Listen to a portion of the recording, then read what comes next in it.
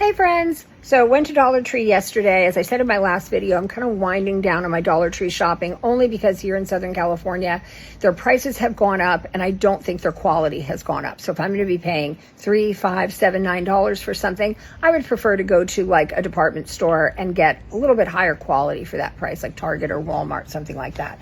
But here are the items I snagged for $1.25.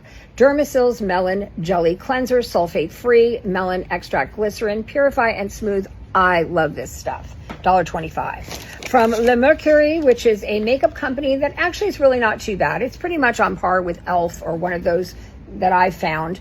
This is the liquid eyeshadow highlighter. And then I also got their hydrating lip stain, and this stuff works great. Also some over-the-door hooks, love these. Some Wizard all-natural lavender room spray, and these Yardley disposable washcloths, alcohol-free, fabulous.